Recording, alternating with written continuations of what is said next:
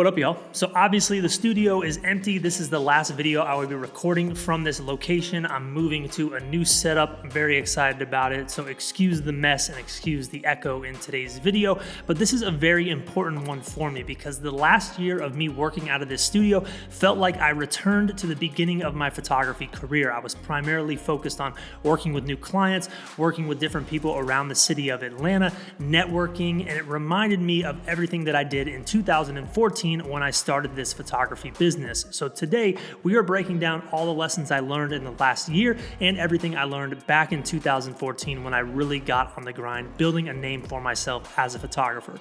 We are going over the 6 steps that you need to start a photography business in 2022. And thank you to Squarespace for sponsoring today's video. We will talk about them a little bit later on. But step number 1 to starting a photography business is actually building up some level of skill as a photographer. This seems pretty obvious. It's probably going to annoy some people, but you would not believe how many people go buy a camera at Best Buy and the next day get on Instagram and say they're taking portrait photography clients. Do not be that person. Build up your skills a little bit to the point where you can actually provide value to people, because I've talked about this a million times. If you can provide more value to people, your skills become scarce, and the more scarce your skills are, the more you can charge for them, because those level of skills is harder to find. So you always want to focus on building your skills as much as possible because it provides more value to people and in turn brings more money into your business. Now, step number 2 is identifying who your dream client is. This has nothing to do with you actually using a camera. You just have to sit down and think about who are the people you want to attract to your business. A big mistake most photographers make is thinking that they want to make photos of everyone. They want to do portraits, music, macro, product. Don't be that person. Figure out what it is that you want to do, what makes sense to you. And the best way to look at this is, what are you interested in making pictures of? In 2014, I was primarily interested in the Atlanta music scene, the Atlanta art scene, and different boutiques around the city. I wanted to do lifestyle and social media photography for them. So those are the 3 main clients that I focused on. Now that leads me to step number 3, which is networking with the potential clients that you want to attract. Now there are various networking opportunities out there depending on the type of photography that you're into. If you are into wedding photography, you can just network with friends of friends and people in your community who are in the age demographic of someone who is going to get married. It's pretty simple. The more people you know in that age group, the more likely you are to have your name come up in a conversation or be asked to photograph a wedding. If you are someone who is making headshot photos of senior portraits or something like that, you probably need to be in a network of people who are graduating from high school or college. Maybe you're in your last year of college and you have a bunch of friends who are graduating. That is a way that you can network to get your name out there as someone doing portrait grad photography. In my case, in 2014, I was primarily focused, like I said, on music, art, as well as boutique and lifestyle photography. So those are the places that I went to. I went to different art events. When artists were painting, I would go hang out and make photos of them. I would go to different music events, try to meet musicians and friends of friends who might know musicians. And I would also hang out at local boutiques and get to know the owners as well as the clientele who is going into these places. So that leads me to step number 4, which is proving your value to the community of clients that you want to work with. And the easiest way to do this is by working for free. Now, I know a lot of people don't like to hear that, but think about any service-based industry. They all offer up free trials, and you can do the same thing as a photographer. And the way you do this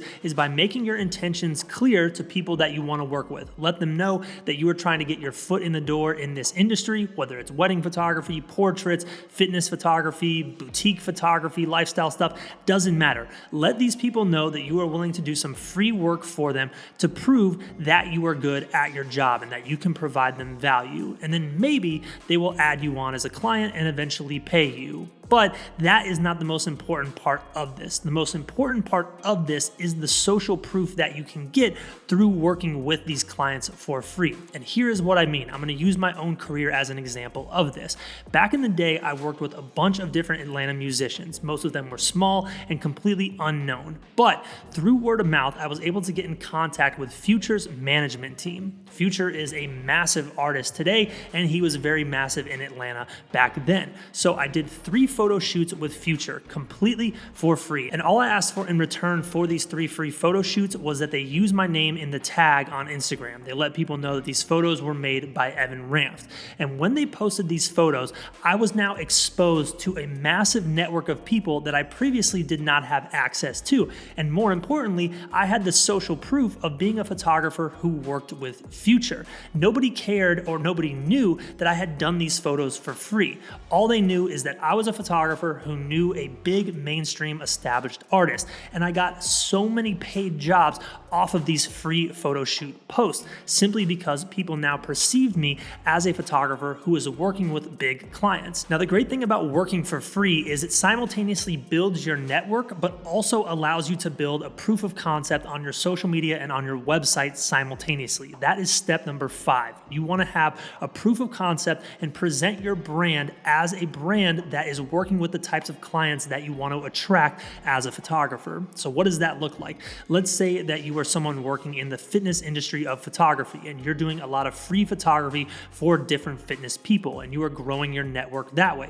You can now take these photos that you are creating for free and post them on your social media and on your website to create a brand that reflects you as a photographer working in the fitness industry. So now when people find you through those networking tactics and they don't know who you are, they perceive you as someone who is working with fitness clients and they are likely to book you so you can provide the value and services that you have to them.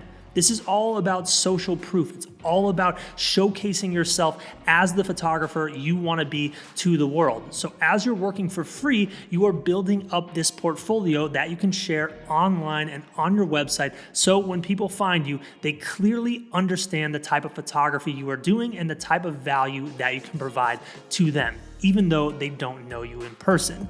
And with that being said, that leads me to the sponsor on today's video, Squarespace. A website is hands down the easiest way to appear professional to potential photography clients, and no one makes it as easy as Squarespace with their drag and drop templates that require no web design experience. It took me one afternoon to build my website, evanramft.com, and this has been a part of my photography business for over 5 years now. And the great thing about Squarespace is it allows you to customize your page with a variety of features that make it easy for clients to book you.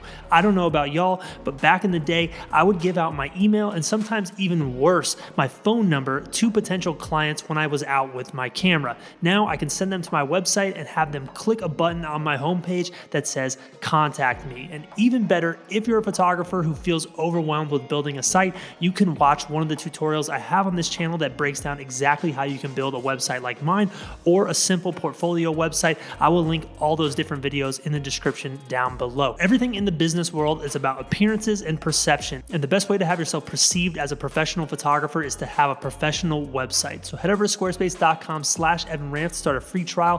Follow along with one of those tutorials as you build your website and use code EvanRamft when it's time to sign up. That's squarespace.com/EvanRamft to start a free trial.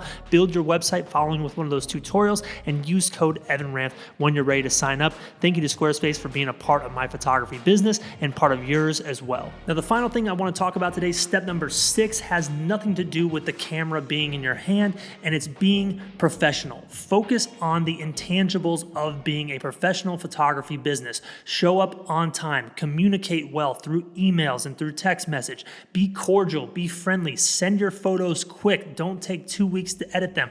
Look good, dress nicely, be clean. All the things that you can do as a photographer outside of your camera are just as important to your business as the photos that you are actually making. This is one of the easiest ways to set yourself apart from the crowd, and it's one way to also enhance your value without ever picking up your camera. There are a lot of great artists out there who are terrible business people. They're late, they're bad at communicating, they look like crap, they're not friendly. If you can be someone who is enjoyable to work with, it's gonna make your photography that much more attractive. Honestly, business is just like people. I'm sure at some point in your life you have met someone who is just absolutely beautiful, but their personality and the way they act and the way they treat people is terrible, and it immediately turns you off to ever even wanting to be around that person, even though they are stunning. And the same concept applies to the pictures that you are making and being a business. You can have the prettiest pictures in the world, but if you are not professional, people are not going to want to work with you and your business will not grow. So focus on all the intangibles that come with business and be a professional and watch your career blow up, because people always want to work with people that they enjoy working with. That is it for y'all. Thank you for watching today's video, 6 steps to starting a photography business in 2022. If you have more info to add, do it in the comments. Next 1826 drop is in August. Be on the lookout for this hat coming out soon. Thank you. See you next time.